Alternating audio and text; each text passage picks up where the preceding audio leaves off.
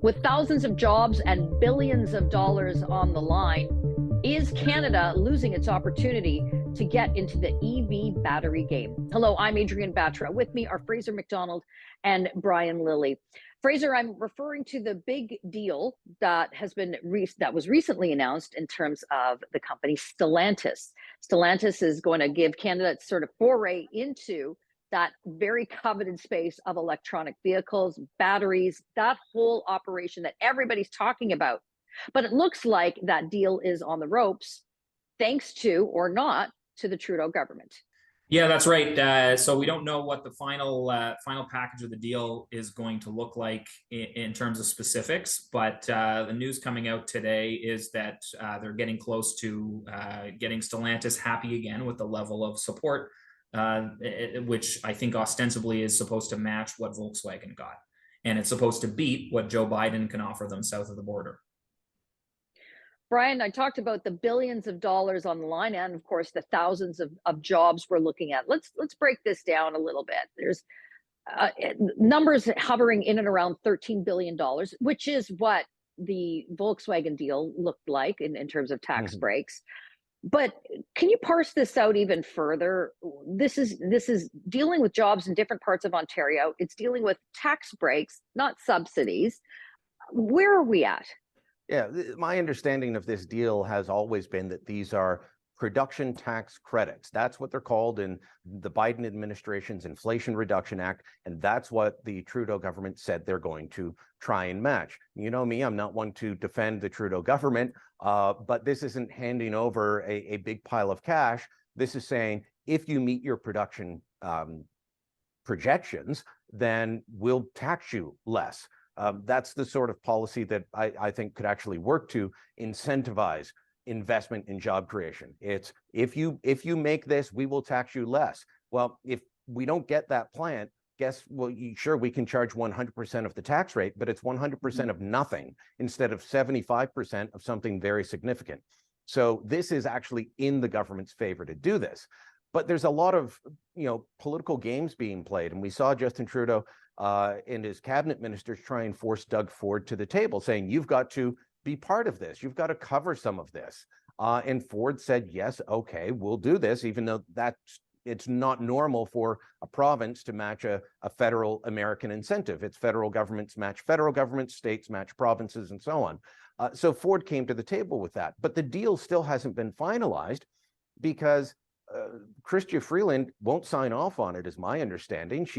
There's leadership politics at play here. Both Francois-Philippe Champagne, Frankie Bubbles, the industry minister, he's seen as a contender to replace Justin Trudeau. So is Chrystia Freeland. Does she want to clean up the mess that Champagne got going? Apparently not. And so there's been delays, there's back and forth. Bottom line, if this doesn't happen, this isn't just losing out on an EV battery plant. The company Stellantis is looking at what the Americans are offering and saying, why don't we move everything down there? So not just the EV battery plant, but the Windsor Auto Assembly plant that has been there for more than 100 years. The Brampton plant, which has been in operation since the 1980s and employs about 2,500 people. So we're looking at about 8,000 jobs total, plus all the suppliers to these plants. That being shut down and moved stateside because Biden's offering these incentives, and the federal government in Canada has been playing silly backroom games instead of just dealing like big boys and big girls at the table with the adults. Fraser, last word to you. As I said at the top, this is our first foray into this burgeoning market. I mean, this is an area where there are billions of dollars that can be made, and the potential here is extraordinary in Canada in order to be part of that.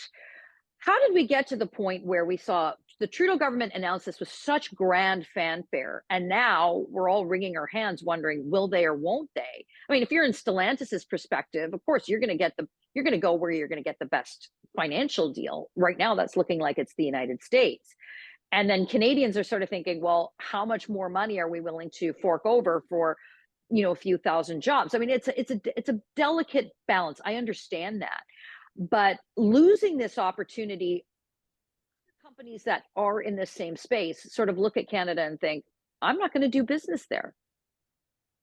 Yeah, I think you have to look at the broader context here, Adrienne, and what the argument that the government's making when it's providing these tax breaks is this is not just about these individual companies, but the whole supply chain.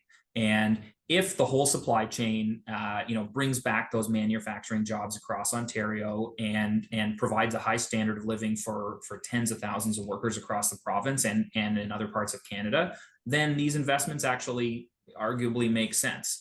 And I think what Canada and Ontario have to decide is, are we going to be in this market or not? If we want to be in this market and be part of the next generation of auto manufacturing, there's going to be a cost to that because we're competing with a jurisdiction that is bringing big money to the table.